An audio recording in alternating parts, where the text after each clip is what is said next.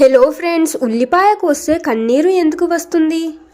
దీనికి సంబంధించిన ఒక కథను తెలుసుకుందాం. మరియు ఈ వీడియో చివర్లో నిజంగా ఉల్లిపాయను కోస్తే కన్నీళ్ళు ఎందుకు వస్తుంది అనే విషయాన్ని కూడా తెలుసుకుందాం. ఇప్పుడు దీనిపై ఒక మంచి కథను తెలుసుకుందాం పదండి.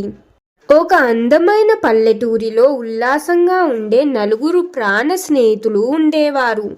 అందులో మొదటిది తెలివైన ఉల్లిపాయ, రెండవది ముద్దుగా ఉండే టమాటో, ఇక మూడవది కొంచెం కోపిష్టి పచ్చిమిరపకాయ, నాలుగవది చల్లని మనసున్న ఐస్ గడ్డ. వారి మధ్య అనుబంధం చాలా గొప్పది. ఒక రోజు నలుగురు కలిసి పట్టణం వెళ్ళి లోకం చూడాలనుకున్నారు. ఎంతో సంతోషంగా ప్రయాణించి రోజంతా నగరంలో బాగా తిరిగారు. సాయంత్రం వేళ సముద్రపు గాలిని ఆస్వాదిస్తూ బీచ్కి చేరుకున్నారు. అక్కడ కెరటాలతో ఆడుకుంటూ సరదాగా గడుపుతున్నారు. అంతలో ఆకాశం మేఘావృతమై ఒక పెద్ద అల బీచ్ వైపు దూసుకొచ్చింది. ఆ అల తాకిడికి చల్లని మనసున్న ఐస్ గడ్డ సముద్రపు నీటిలో కలిసిపోయి కనిపించకుండా కరిగిపోయింది. మిగిలిన ముగ్గురు స్నేహితులు ఉల్లిపాయ, టమాటో, పచ్చిమిరపకాయ ఒకసారిగా షాక్ అయ్యారు.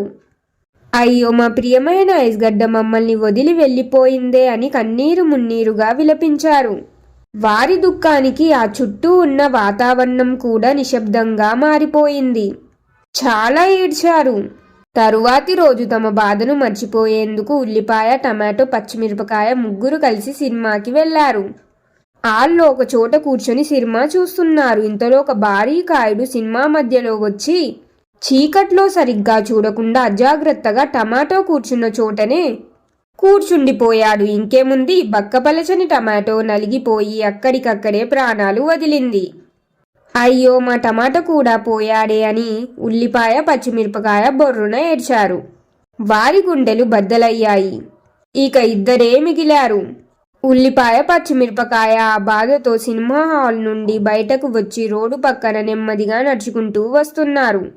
ఉల్లిపాయ పచ్చిమిరపకాయను ఓదార్స్తూ ఉంది. అంతలో రోడ్డు పక్కన బజ్జీలు వేస్తున్న ఒక వ్యక్తి, అరే, నా పచ్చిమిరపకాయ కింద పడిపోయినట్టుందే, ఎక్కడ పోయింది అని వెతుకుతున్నాడు. అతని కన్ను బాధగా నడుస్తున్న పచ్చిమిరపకాయ మీద పడింది.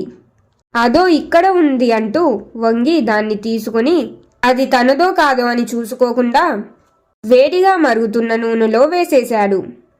దాంతో పచ్చిమిరపకాయ నూనెలో వేగిపోయి ప్రాణాలు కోల్పోయింది. ఇప్పుడు ఉల్లిపాయ ఒకటే మిగిలింది. తన స్నేహితులందరినీ కోల్పోయిన బాధతో గుండె పగిలేలా ఏడ్చింది.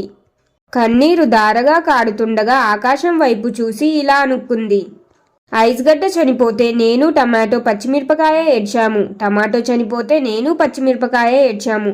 పచ్చిమిరపకాయ చనిపోతే నేనొకదాన్నే ఏడ్చాను. మరి నేను చనిపోతే ఎవరు ఏడుస్తారు దేవుడా అని భగవంతుడిని వేడుకుంది. దయామయుడైన దేవుడు ఆకాశవాణిగా ఇలా పలికాడు, ప్రియమైన ఉల్లిపాయ, నీ నిస్వార్థమైన స్నేహాన్ని, నీ స్నేహితుల కోసం నీవు చూపిన ప్రేమను నేను చూశాను. నీకో వరమిస్తున్నాను. ఇప్పటి నుండి నిన్ను ఎవరైతే కోస్తారో వారే కన్నీరు పెడతారు. నీ జ్ఞాపకార్థం వారే ఏడుస్తారు. అలా నిన్ను కోసే సమయంలో వాళ్లకు కన్నీళ్లు వస్తాయి అని చెప్పాడు దేవుడు. అందుకే ఈనాటికి మనం ఉల్లిపాయను కోసినప్పుడు మన కళ్ళల్లో నీళ్లు వస్తాయి. అది కేవలం ఉల్లిపాయలోని రసాయనాల వల్ల మాత్రమే కాదు, అది తన స్నేహితులందరి కోసం ఉల్లిపాయ కార్చిన నిస్వార్థ కన్నీరుకు దేవుడు ఇచ్చిన వరం. Moral of the story. ఈ కథ ద్వారా నేను మీకు తెలపాలనుకున్న నీతి ఏమిటంటే, నిజమైన స్నేహం ఎప్పటికీ మర్చిపోలేనిది. మనం ఇతరులకు కష్టం వచ్చినప్పుడు తోడుగా ఉంటే, మనకు కష్టం వచ్చినప్పుడు కూడా మనల్ని తలుచుకొని బాధపడేవారు మరియు తోడుగా ఉండేవారు ఉంటారు. మనం చేసే ప్రతి మంచి పనికి లేదా త్యాగానికి ప్రకృతిలో ఒక ప్రతిఫలం ఉంటుంది. ఉల్లిపాయ నిస్వార్థ ప్రేమకు దేవుడి ఇచ్చిన వరం. అది ఇప్పటికీ మానవుల కళ్ళ ద్వారా బయటపడుతుంది. అలాగా మనం మంచి పనితోటి ఏదైనా చేస్తే అది ఏదో ఒక రూపంలో మళ్ళీ మంచిగా తిరిగి వస్తుంది. సో ఇది ఫ్రెండ్స్, ఉల్లిపాయ వెనుక ఉన్న ఒక సరదా కథ. ఇప్పుడు మనం ఉల్లిపాయ కోస్తే కన్నీరు రావడానికి గల నిజమైన శాస్త్రీయ కారణం ఏమిటి అనేది చిన్నగా చెప్పేస్తాను పదండి. ఉల్లిపాయలో సల్ఫాక్లైడ్స్ అనే రసాయనాలు ఉంటాయి. మనం ఉల్లిపాయను కోసినప్పుడు ఉల్లిపాయ కణాలు తెరుచుకొని వాటిలోని ఎంజైమ్లు ఈ సల్ఫాక్లైడ్స్తో కలిసి చర్య జరుపుతాయి. ఈ చర్య ఫలితంగా ప్రొపోనేటియల్ ఎస్ ఆక్సైడ్ అనే ఒక వాయువు అనగా గ్యాస్ విడుదల అవుతుంది. ఆ వాయువు మన కళ్ళపై తగిలినప్పుడు అది కళ్ళలోని నాడీ వ్యవస్థను చికాకు పెడుతుంది. దానిని కడిగివేయడానికి కళ్ళు ఆటోమేటిక్గా నీటిని అనగా కన్నీళ్లను ఉత్పత్తి చేస్తాయి. ఇది ఉల్లిపాయలోని రసాయన చర్య వల్ల జరిగే ఒక సహజ ప్రక్రియ. అందుకే ఉల్లిపాయ కోసినప్పుడు కళ్ళ నుంచి కన్నీళ్లు వస్తాయి.